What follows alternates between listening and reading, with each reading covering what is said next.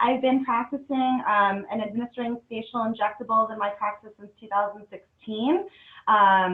Quick note, I graduated from Tough Dental in 2015, so really my 5-year anniversary, crazy. And it's so interesting to be even doing this webinar right now, just because obviously in light of COVID, when the whole quarantine and all that ban hit for since May 17th, I wasn't really doing any facial injectables in my practice. The last day I gave an injection was May 17th. But luckily last week in Nevada, we've been able to reopen up and resume, you know, procedures. So, you know, but still, it's completely changed. But this is such a fun topic, and so I'm excited to share all this with you guys today. All right. So how do I change the slide? I'm controlling Kim's screen. Do I press play? Sorry. Okay. Oh, there it is. Oh. What did I do?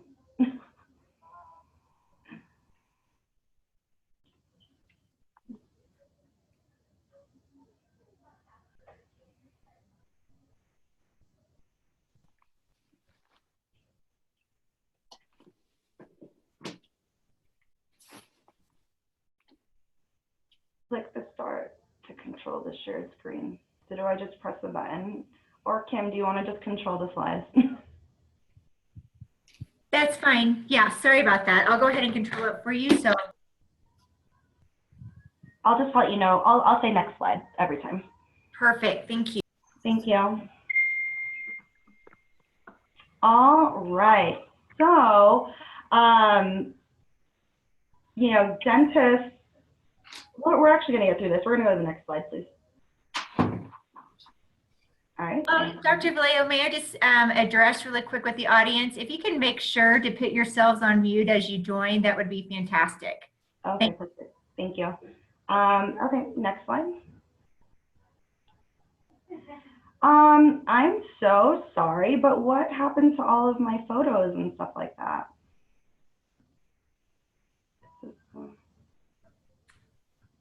Okay. All right. No worries. We're gonna, okay, sorry about that. Kim, if you don't mind just going back and then we'll just start from where? Okay, cool. We'll stay here.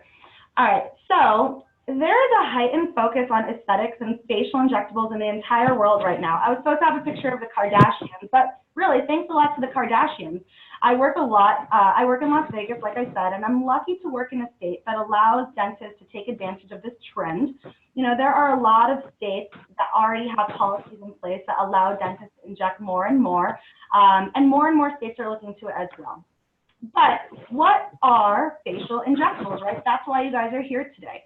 And I remember I had a sign in my office when I first started back in 2016, and it said, ask me about Botox.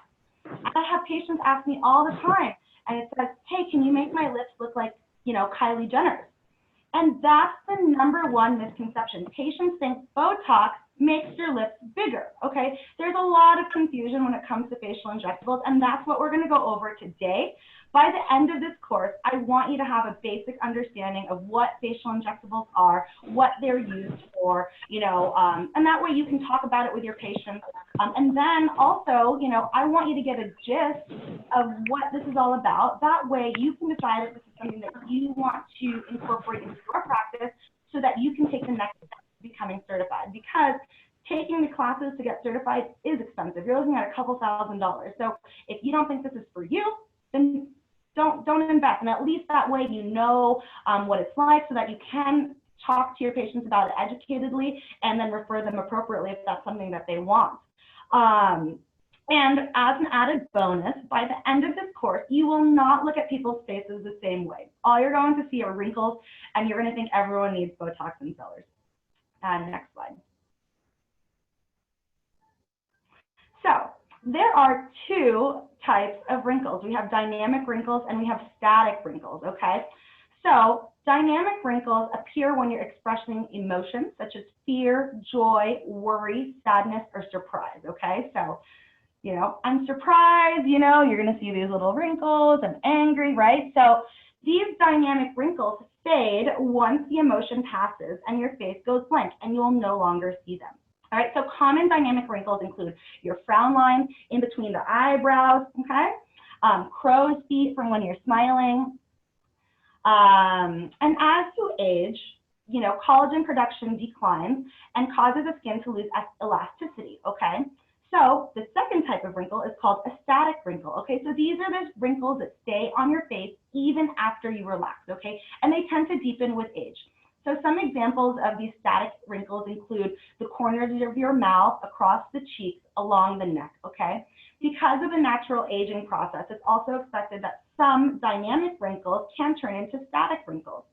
So for example, you know, if you don't wear a lot of SPF, you know, if you take a look at yourself and you just see those like lines at rest, okay, across the forehead, those are dynamic wrinkles, you know, because they're controlled by an underlying muscle that have turned into a static wrinkle, okay? So those dynamic wrinkles have that muscular origin. Next one.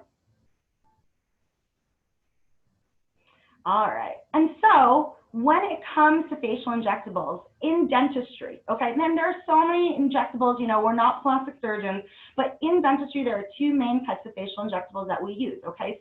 Botox and dermal fillers. And these two procedures are the top non-surgical cosmetic procedures performed in the United States. And because they're so safe, they're quick acting, they have few side effects, and they're easy to administer, okay? And so Botox works on dynamic wrinkles, okay? And it's working on the underlying muscles. What it does is it causes a temporary paralysis of those muscles, okay? And then that can stop the muscle from and so then you don't generate that wrinkle anymore, okay? So in the slide over here, you know, Botox is originated from bacterium, Clostridium botulinum, all right? And, you know, Botox has multiple uses. So it's now called the drug that treats everything, okay? And we'll delve into that in a little bit. Whereas fillers work on these static wrinkles, okay? And these wrinkles help, the fillers help hydrate your face and help fill the areas where you've lost volume and collagen. And it helps promote a healthier, younger looking face and smooths the complexion, okay?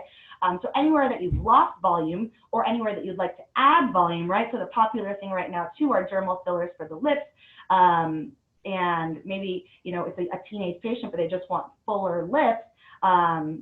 Or anywhere that they'd like to enhance the natural contours of your face. Next slide. So, yeah, I mean, patients choose these facial injectables because it's minimally invasive. Okay, like I said, these are the #1 and 2 top non-surgical cosmetic procedures performed in the United States. And now, because there's just, I think it's become more socially acceptable. People are comfortable talking about getting Botox and fillers done, that more people feel comfortable going about it. It's not like they feel like it's taboo. And these procedures are outpatient procedures. Like these are the quickest procedures.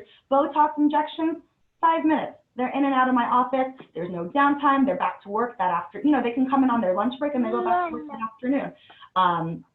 Fillers, you know, same, or maybe they want to come in the afternoon, and then they go home and they're back to work the next day. So it's really, I cannot emphasize this enough, it's so cool and so easy. Next one.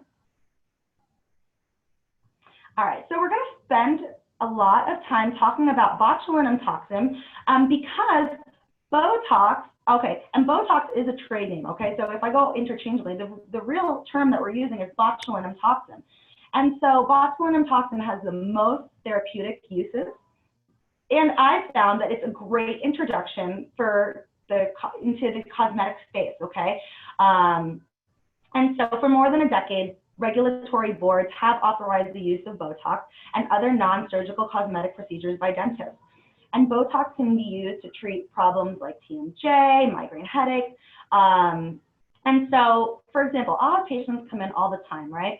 The most common reason that I use Botox, or at least to start the conversation, is for patients who are clenching and grinding, okay? And so they're having TMJ pain. And for me, you know, I always am trying to talk to them about the most conservative treatments first. I'm like, hey, have you tried a night guard? Have you tried de-stressing? And they're like, Doc, I've tried everything. I've chewed through my night guard. I wake up in the middle of the night, you know, my night guard's thrown across the bedroom. I can't wear my night guard.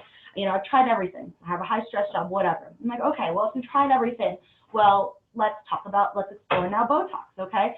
So you know, Botox as well works, like I said, for patients who are clenching and grinding or patients who have migraine headaches. So patients are coming in with a problem, and as dentists, that's how we're used to seeing patients. They present to our office with a problem, and we're going to offer them a solution.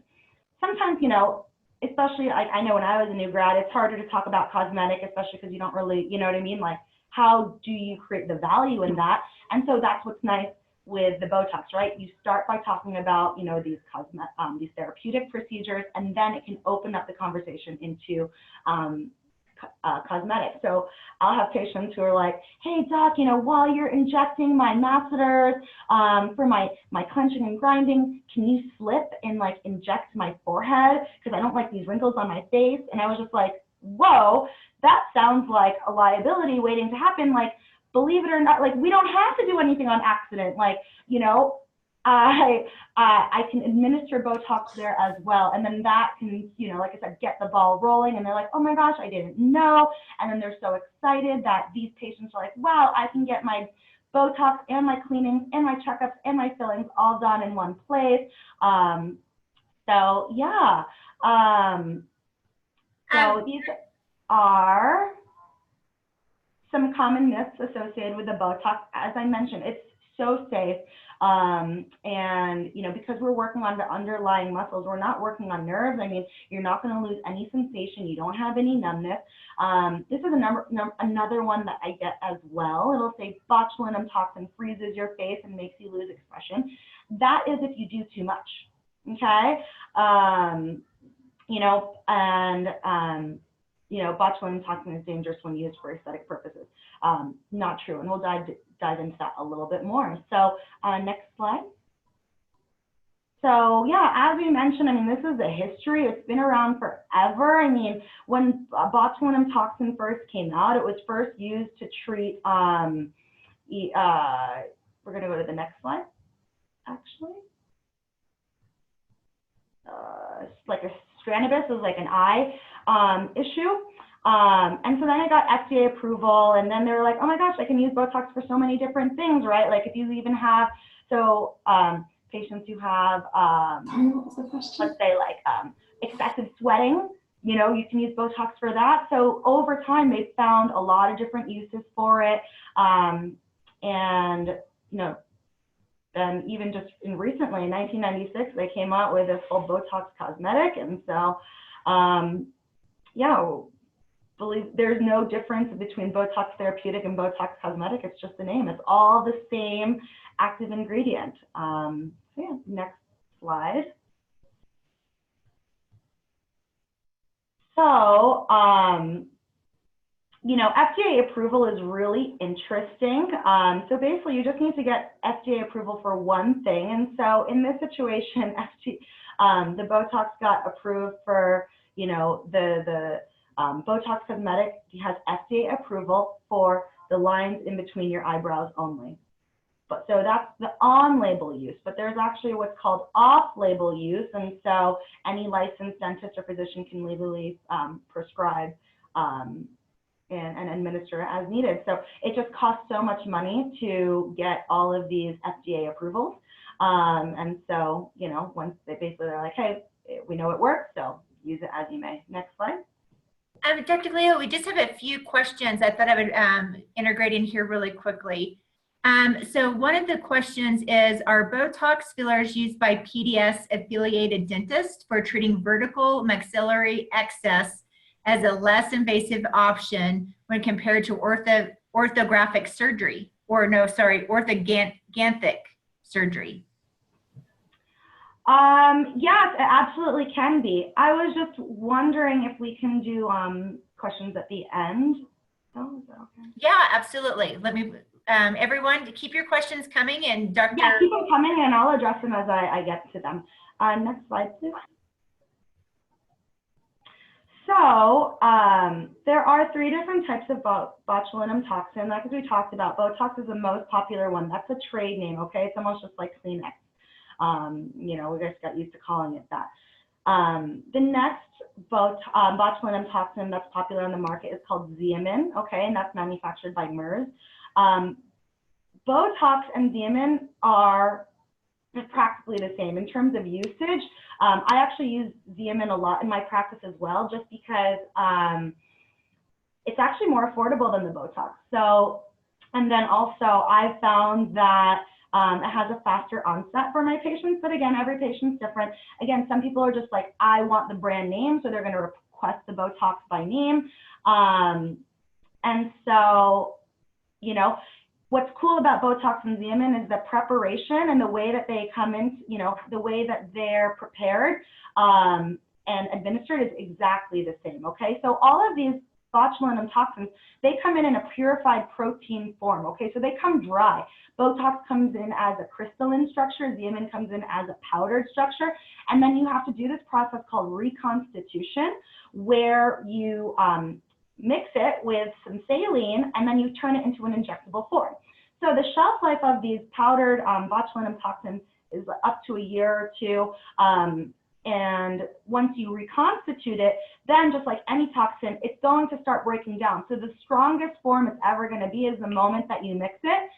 It's per the label, it's good for 30 days, but you know, my patients have found that, and I found that it's just not as strong. So the result isn't as good as each day that passes. So, and so Dysport's just another botulinum toxin. You know, one thing that studies have found is that for patients who use Botox and like use a lot of Botox, sometimes there can be a little bit of resistance or like you get used to it and they don't get the same results. And so then you switch to, you know, that's why it's good to have all of these in your back pocket, because someone who's a chronic Botox user and they got used to it, then you can switch to a different brand like Dysport. All right, next slide. So as we talked about, so how does Botox work? So what Botox does is it prevents the release of acetylcholine at the motor nerve ending, and it prevents this the muscle from contracting. Okay. So if the muscle is not contracting, then it's preventing the wrinkle from forming, okay? This is a temporary paralysis. It only lasts anywhere from 3 to 6 months, at which point then the patient's gonna come back for more Botox. Again, another reason why it works well for dentists, because it perfectly coincides with our recall appointments. Next slide.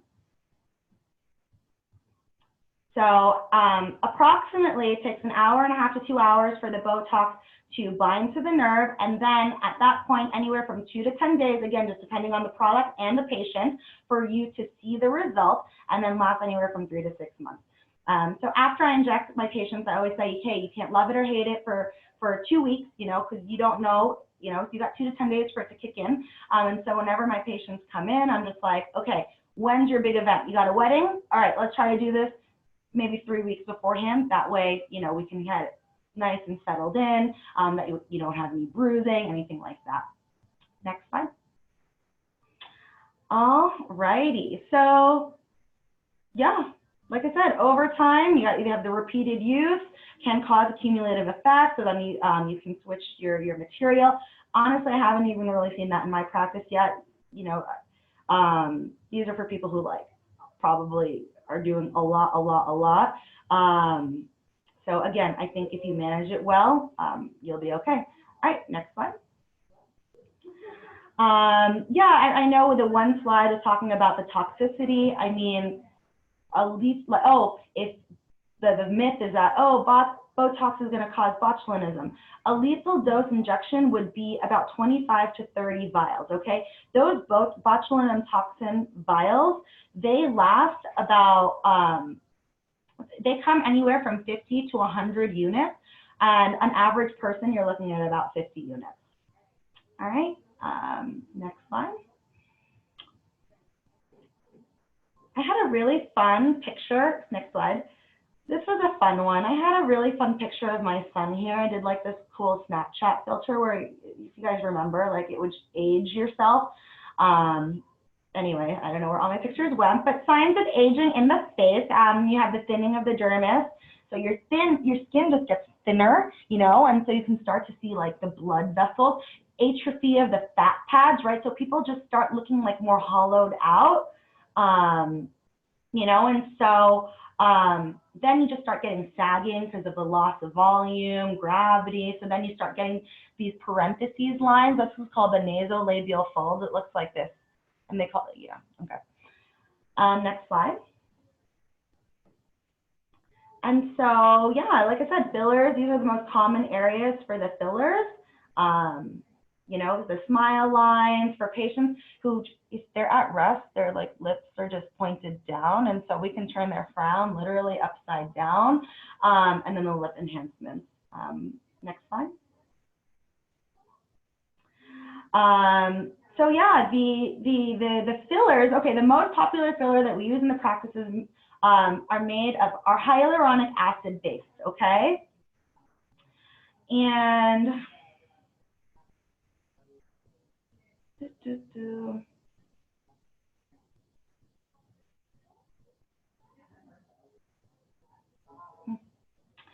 anyway, I mean, your body is made out of hyaluronic acid.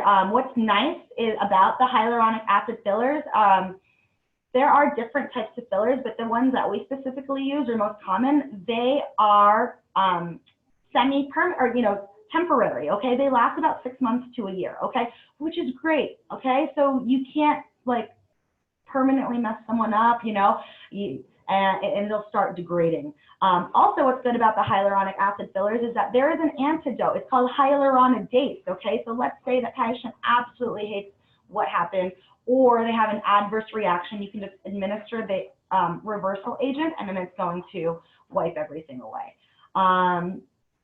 So, yeah, next slide.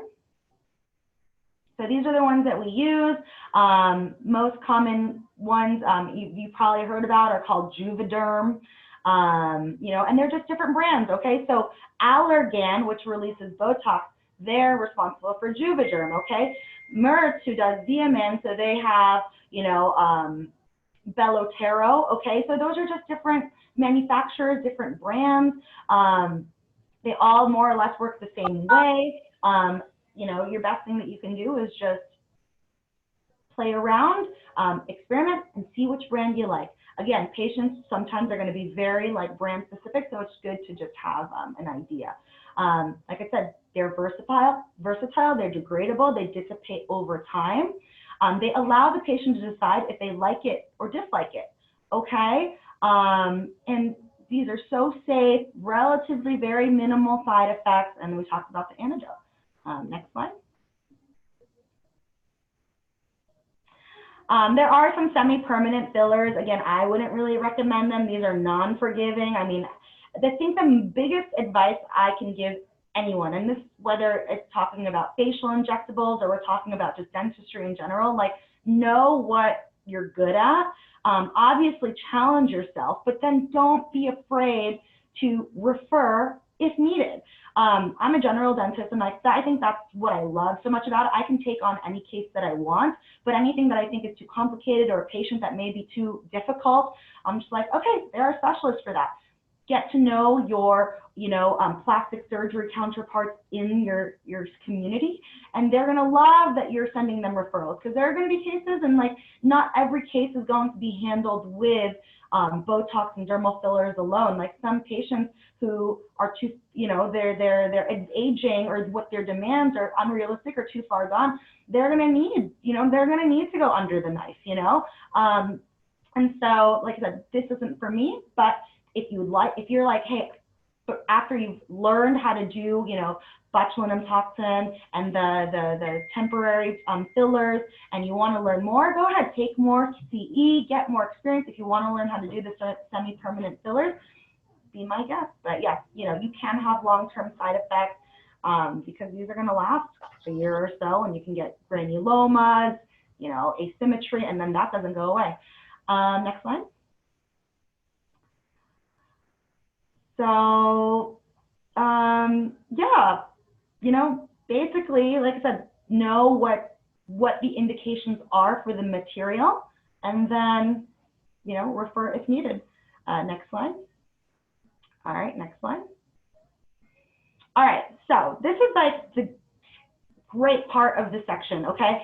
So we talked a little bit, now you have a little bit of an overview of what we're talking about. We got our dynamic and we have our static wrinkles, right? We have our Botox, which works on our dynamic wrinkles, and then we got our fillers that work on our static wrinkles, and then, okay? So this is like this blew my mind, okay? We're talking about therapeutic and cosmetic use, okay? Especially right now, you know, in some states, for example, like they'll say, oh, dentists are only allowed to administer therapeutic Botox. Okay, so I was so blown, like my mind was blown when I found out that what's cool is when you're injecting therapeutically, it's the same injection sites as when you're injecting cosmetically, right? Because you're working on the same underlying muscles.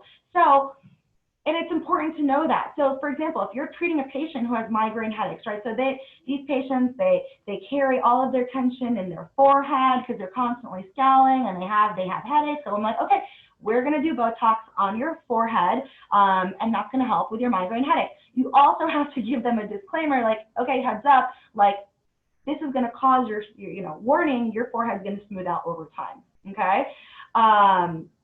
And vice versa, right? Like, it worked out like in Nevada, what's really nice is that dentists are allowed to do cosmetic and therapeutic purposes. So patients coming in, they're just like, I don't like these horizontal forehead wrinkles. I'm like, okay, let's take care of it.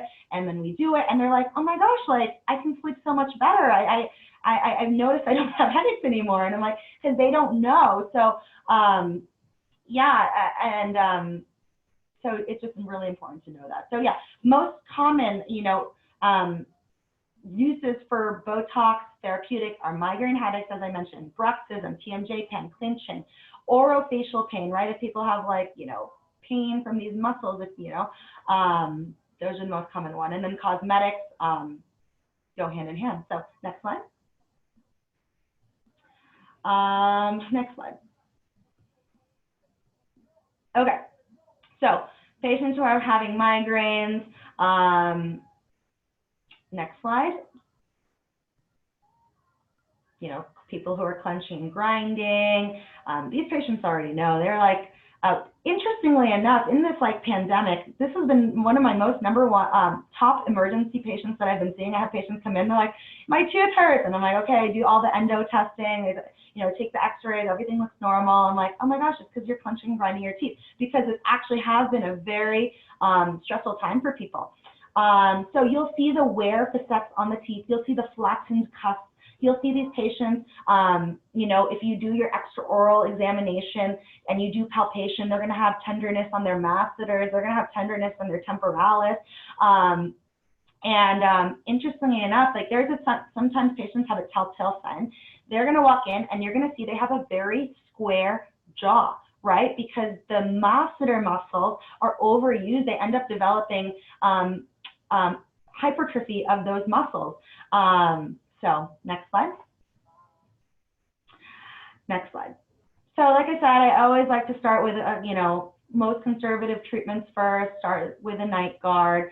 And we talked about this already. It's the same exact place and dosages. Okay, so next slide. And therapeutic use leads to cosmetic benefit. All right, next slide. All right, as I mentioned, Botox is very safe, and honestly, almost everyone can do it. There are some contraindications, so if you're pregnant and nursing, you can't do it. If you have any of hypersensitivity to these ingredients, you can't use it. I'm always just cautious or err on no if patients have any neurological disorders. If patients are experiencing any cold or flu-like symptoms, I'd rather not. And if they have any like rash and the symptoms that we're going to inject, I'm just like, hey, come back when it clears up. Next slide. Next slide. All right, so consultation, most important thing, you know, you have to know what the patients want before you get started. So you sit down with a mirror, what are your goals? You mark them up, and then like I said, at this point as well, like you also need to determine if this is something that you feel comfortable in your scope of practice, if you're going to refer, okay? Next slide, you review your medical history as well.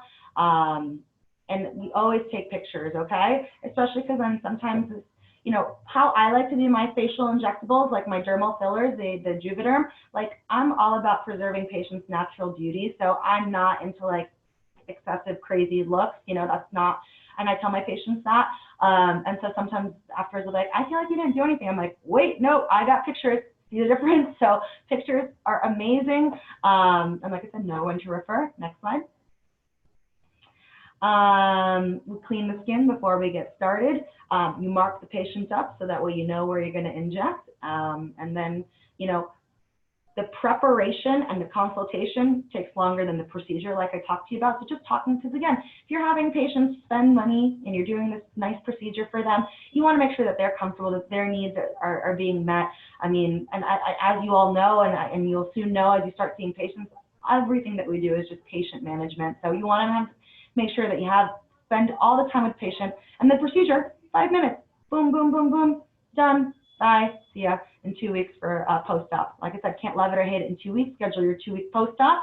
At that point, we do what's called enhancements. You don't say revisions or refinements or redos or touch-ups because that looks like you made a mistake. You just say, hey, you never know how your body's going to respond, and then we're back here in 2 weeks, and if we need any enhancements, you know, we're happy to do that for you. Next slide. And that's what I just said about here. Wow, it's like I predicted what my slide said. Next. Okay, so fun part. Now we're going to talk about anatomy. So if everyone can take their iPhone and stare at their phone, or get a pocket mirror, or stand in front of their mirror, we're going to do some, you know, we can walk through the muscles together. All right, next slide. Okay, so Botox. So these are the most common muscles that dentists inject in, okay?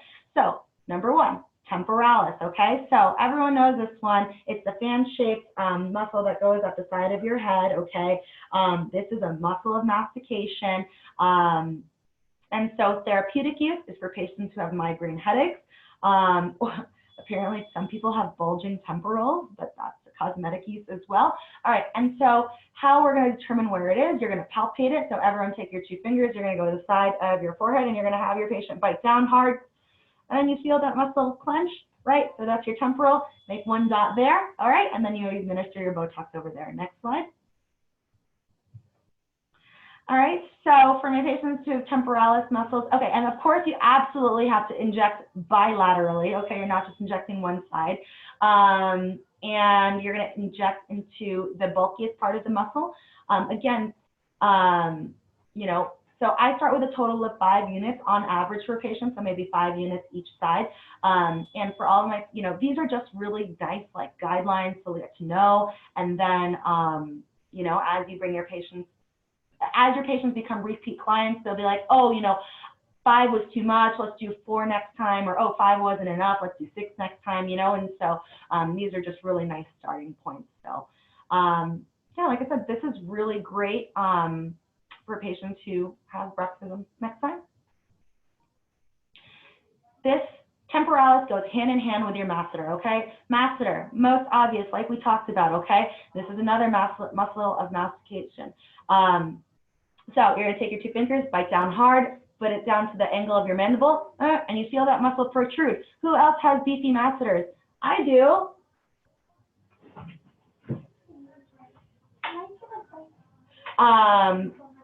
Anyway, so because we're all stressed and we live a very high stress life, so I have really beefy masseters and I wear a night guard, and you know, I'm still waiting to do Botox on myself. But anyway, so cosmetic use, like I said, patients come in, believe it or not, because they want to slenderize their face, their lower end of the jaw, so you can put Botox there. Next slide. And so depending on what the use is for, and depending on how protruding and bulging and beefy that masseter muscle is, I start with anywhere from 10 to 15 units. So 20 to 30 units total, okay, 10 to 15 each side, and you treat bilaterally, and then you come back 2 to 4 weeks, see how they're doing, and if you need more, you do more. All right, next slide. All right, Frontalis muscle, next most popular muscle that we're going to inject. Okay, so the frontalis muscle is your forehead. And so how you identify, so this muscle is responsible for raising your eyebrows, okay? And so you have the patient make a surprise face, okay? And so then you're gonna mark it up, okay? And so for patients who, you know, like you wanna make, you know, give your patient a headband or have them tie up their hair because you wanna assess the full forehead. And so this is going to help with their horizontal forehead wrinkles. Next slide. Next muscle is the procerus muscle, okay? So that's the muscle in between your eyebrows over here, okay? And so, again, cosmetic use or therapeutic uses of these are for patients who have migraine headaches, right? People carry a lot of tension over here, you know, if they're constantly scowling. So you have your patient frown and you just take your thumb and your index muscle and you just squeeze this muscle right here. That's your procerus muscle, and you do one injection in the middle. Okay, and so this muscle is responsible for bringing your eyebrows down. Okay, next slide. Next slide. Okay, so these are your corrugators. Okay, corrugator supercilii. So these are the muscles that are above your eyebrows. Go back. Go back. Back. Can you go back, please? Oh, and then one forward. Oh, we're going to go to corrugator supercilii. Okay, if you're looking in the mirror and if you have very light eyebrows, you can see the muscles underneath. Okay, so that's the corrugator. There's two tails. Next slide. Next slide. Perfect. Okay, so there's a big belly tail. So it's almost like a apostrophe. Yeah, you can see in red over there. Okay, so you can inject both bellies of the corrugator over here. So the corrugator plus the procerus region make up the glabellar region. Okay, that's the eyebrow area. Okay, and so patients come and they'll just be like, hey, like I don't like my forehead lines, and I'm just like, okay. So I'm like, okay, well, we also need to inject the eyebrows, and they're like, why? I don't like my forehead, and I was just like, well, because these are antagonistic muscles, right? So if you just knock out the forehead, well, then all the patient's going to be able to do is look down, right? So we need to make sure that everything's balanced. So that's a really, really important to know. I love the corrugator muscle, mostly just because it's responsible for the 11s, okay? So I want everyone to look in the mirror right now, and if you make like a line, I like sort of have an 11, I don't know. If you, some people, you know, if you ever looked and they have like resting, it's like one line over here. Okay, so that's called a 1. Some people have like 11 if it's like they're really angry. Some people have 111, 111, just depending on like how, I guess I'm just gonna, do you see what I'm talking about? Anyway, so that's another, people will come like, I hate this line in between my eyebrow. And I'm like, okay, well, we also need to inject your forehead. And they're like, why? And I'm like, well, because if I knock out these muscles that only bring your eyebrows down, then you're just gonna look surprised the whole time. So yeah, next slide. All right, so Orbicularis oculi, another most common muscle. That's called the crow's feet, lovingly known as the crow's feet. So again, people sometimes are just squinting the whole time and they just have like pain in this entire area, or they just don't like how their crow's feet look. And so, you know, you inject over there. How you do that, you just smile. You know, and you see those like wrinkles along the eyebrow. Those are your crow's feet, the Orbicularis oculi. Next one. All right, another one. So someone asked about this a little bit. So for patients who have gummy smile, right, excessive gingival display, right? So they see, okay. So, and, you know, there are a couple things that you can do about that as a dentist, right? Like number one, you think about like gingivectomy or, you know, sometimes patients do well with the lip fillers, right? Because then it like makes their lip thicker, and so then it just covers more of their gingival display. But this is another one. This is, you can give an injection. It's called the Janze point. So it's the intersection of 3 muscles, which is going to be the zygomaticus minor. Next slide.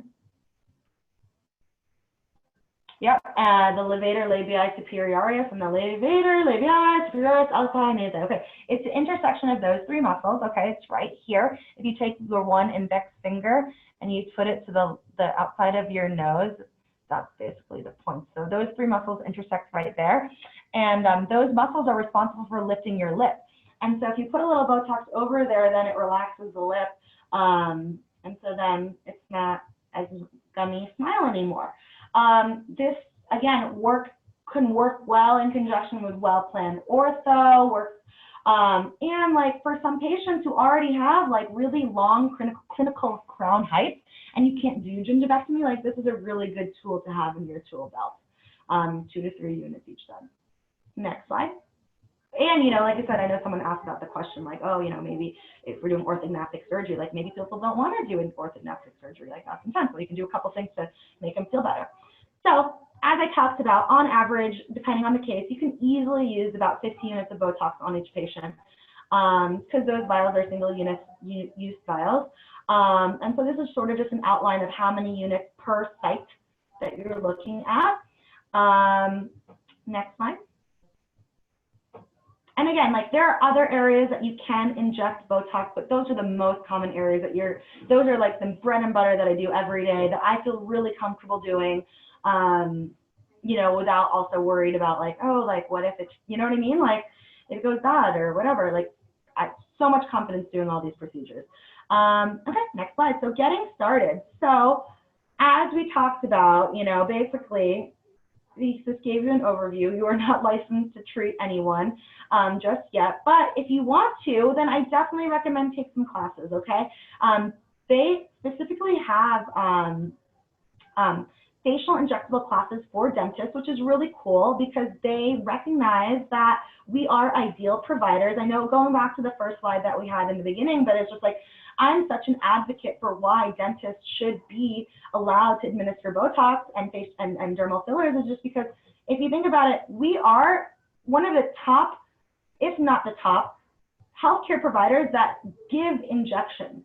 And we give comfortable injections, okay? If you can give an injection in the mouth, you can give an injection anywhere else in the mouth. Like the masseter muscle, that's an IM, intramuscular injection. Patients don't even feel it. So if you ever had a flu shot, that's what I tell my patients, like it hurts less than that because the needles that we use are even tinier.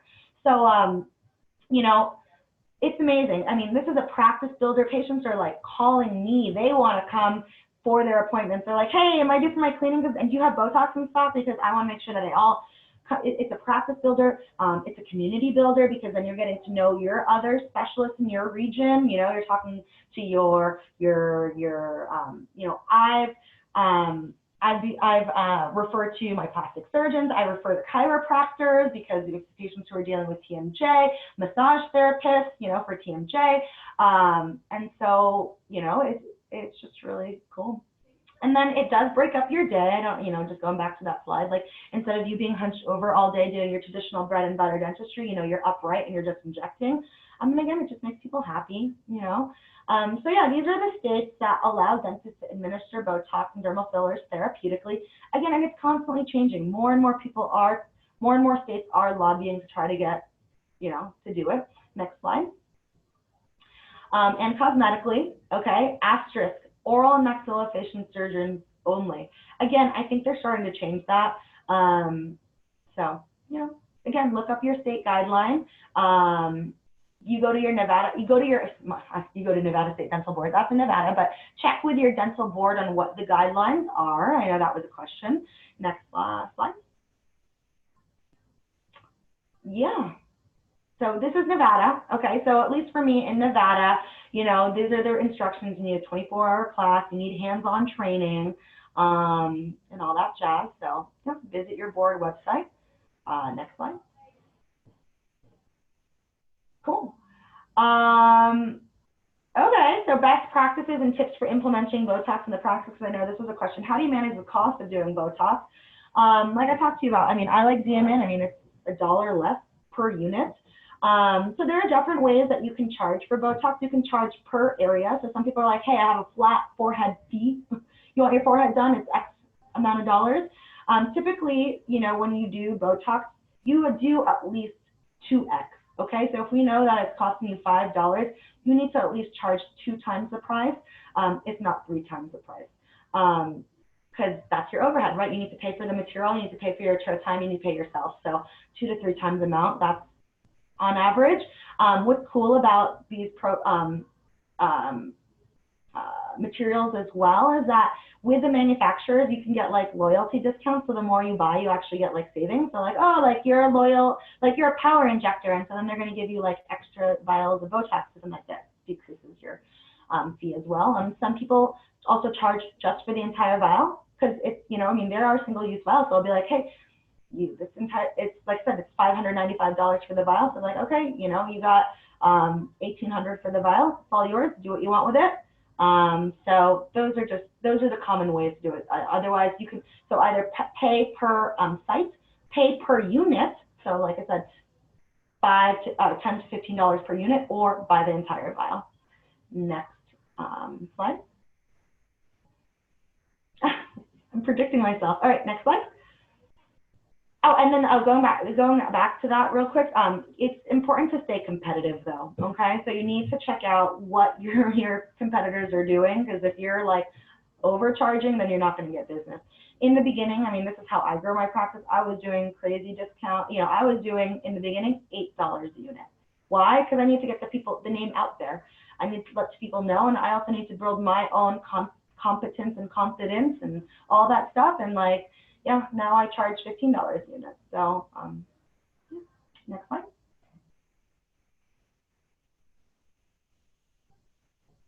Next slide.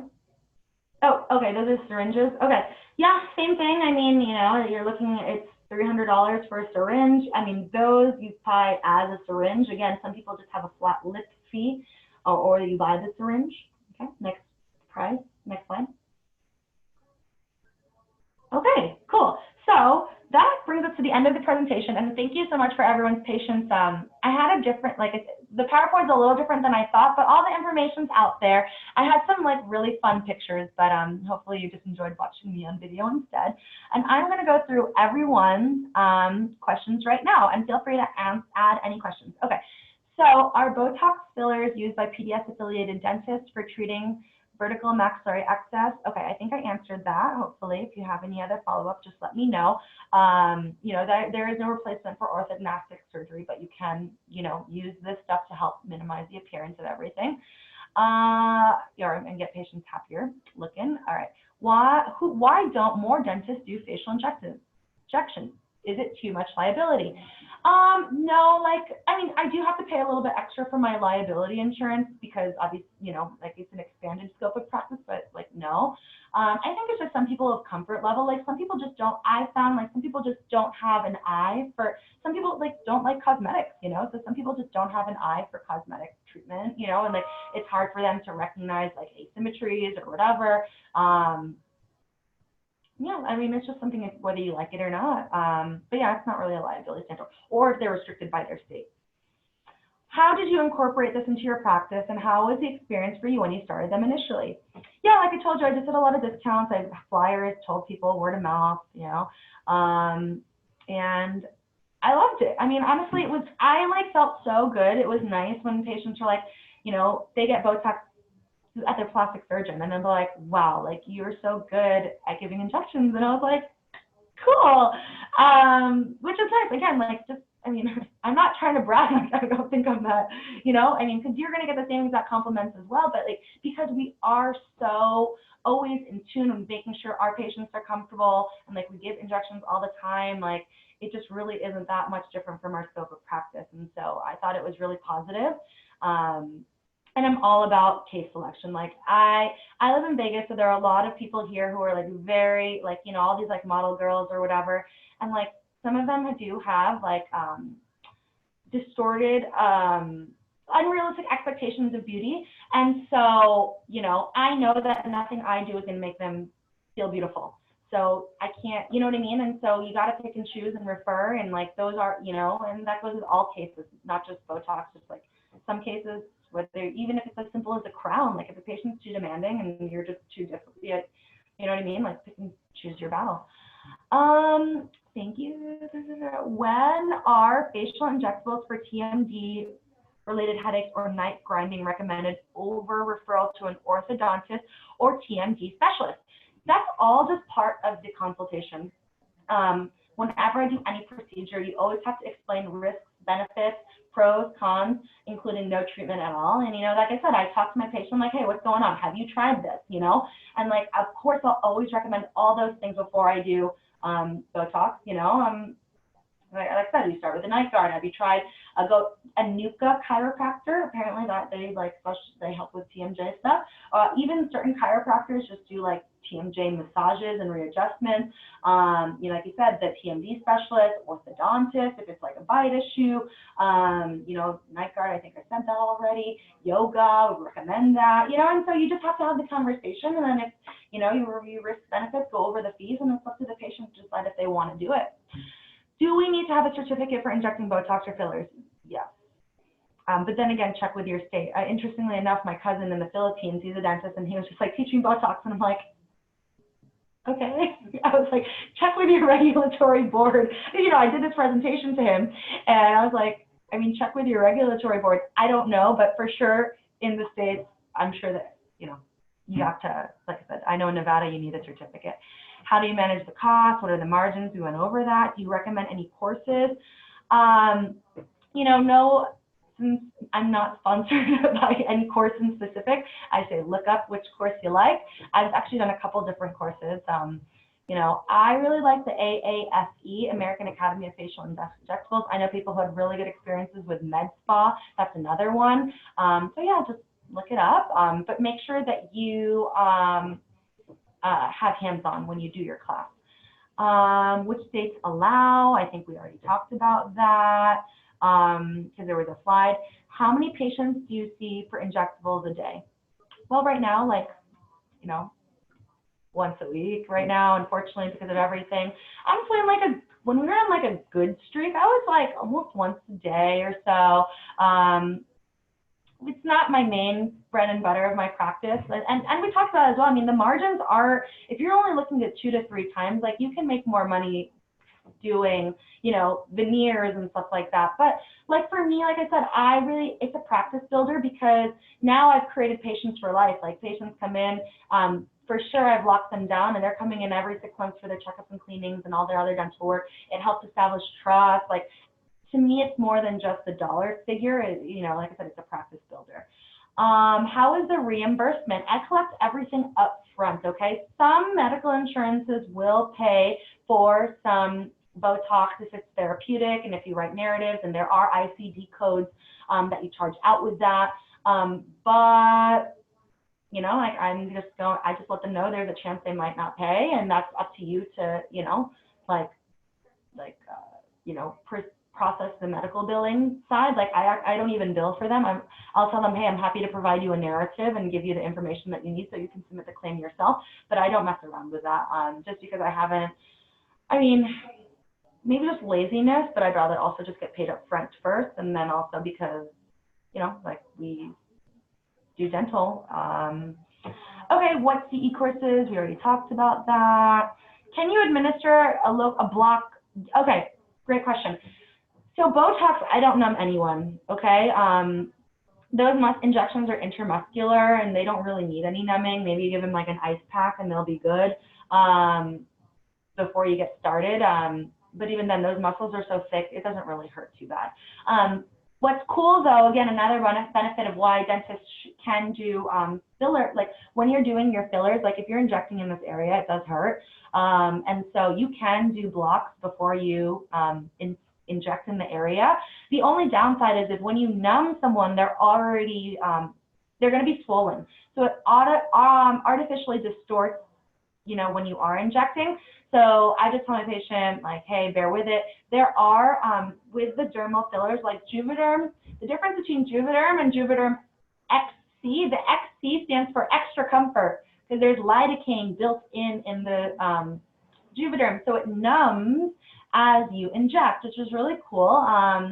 And so I'm just like, hey, like I know it's going to hurt for 1 second, but like this is going to give you the best, most aesthetic results, and you're going to feel comfortable after the first couple injections.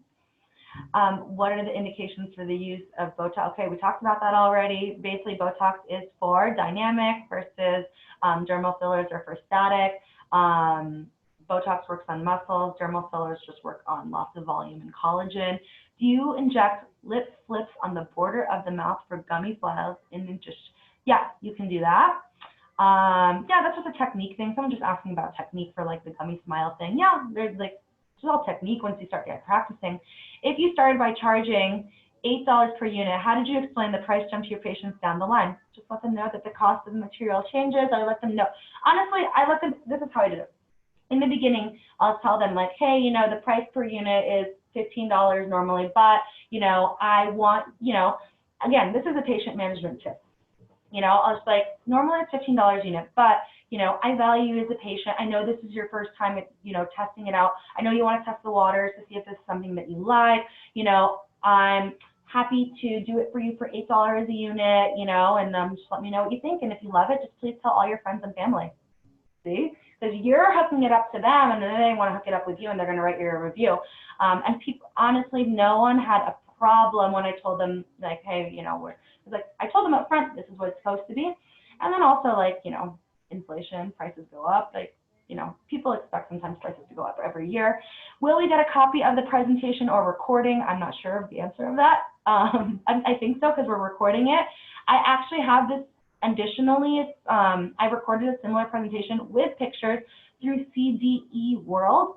So if you're a member of the CDE World, I have this presentation as well, and you can see pictures of Billy, my son. Yeah. Could we get access to your slides? What are the drawbacks of giving fillers to patients with keloid tendencies? It's exactly that. You're going to get sometimes these patients are going to keloid and then they scar up, and yeah, luckily I haven't had that issue. But you definitely just want to do an extensive medical history and always review risks and benefits before you get started.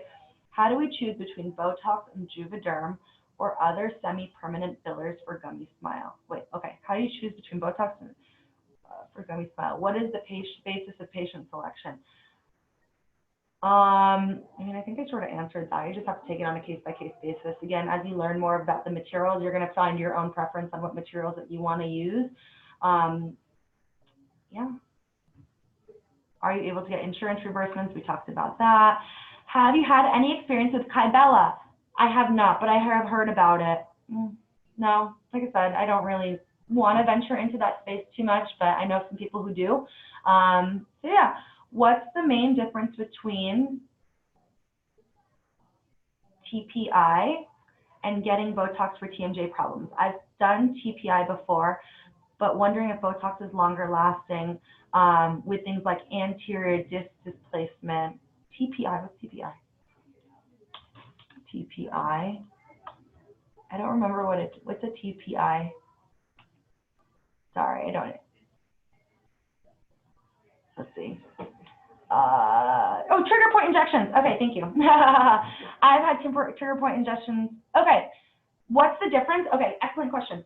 So this is actually something I sort of glazed over when we were talking about it. Okay, if you think of your muscles like constantly, you know, you go to the gym, right? This is what I tell my patients. Like, you go to the gym and you do bicep curls. What happens to your bicep? The muscle gets bigger. Same exact thing with any of these muscles. If you're overusing them or abusing them, those muscles are going to get bigger. If you've ever gone to the gym and you've been sore, right? You got the buildup of lactic acid. You know, you want a massage. You can do cupping or whatever they're doing now to help with like dissolve that. So trigger point injections, and that's what's cool actually about these injections as well, is that Botox injections can also serve as trigger point injections, okay? You're basically breaking up any of that lactic acid over there, and that's going to help the patient feel better. What's the difference? Some providers who do trigger point injections just use either saline or lidocaine. They don't actually use Botox, okay? So it's basically, what are you injecting?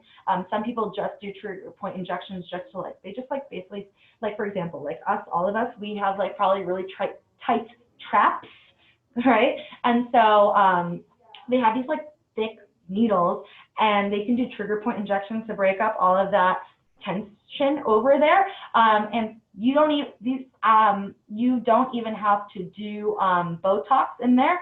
You can just use saline or lidocaine or like nothing at all and just like stab it again. Like, so again, trigger point injections versus like Botox.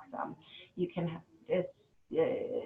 the injection site is the same. It's just a matter of like how deep you're going to go, what materials you're going to go. So, wow, I talked really fast. I answered a lot of questions. If you have any other questions, I will make sure that we get you a slideshow out. Kim, before you send out the slides, I'm going to give you a different set of slides that I'd like you to email them, please. And as always, I'm available for any questions. You can find me on Instagram. I'm at Dr. Bianca Vallejo. Follow me, message me. You can email me as well. I'll make sure when we send out the PowerPoints as well, you can have my email. You know, I'm the first person in my family to become a dentist, so I just love helping people out. I'm passionate about what I do. And so, yeah, I just really want to be a resource for all of you. So thanks for joining. I hope you all liked it. And yeah, that's all I got. Anything else? Hey, Dr. Vallejo, this is Nate. I'll go ahead and close this out here. Cool. I just want to mention quick, in case anyone missed this in the chat, we ask that you please change your name on your personal video screen to your first and last name in order to provide you CE credit for attending. If yours currently has like a phone number or it says iPad or it has a different username, please change that to your first and last name. If you put your mouse cursor over your video screen or just click on it, there should be 3 little dots in the top right-hand corner. Click on those and there should be a rename option. And Dr. Vallejo, if you're still with us, could you please put your email in the chat in case any of the students or any of the attendees have any questions?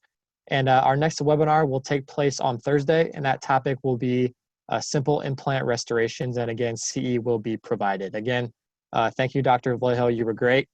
And if anyone attending has any questions, don't be shy to reach out to either her or myself or Kim. And thank you for joining us.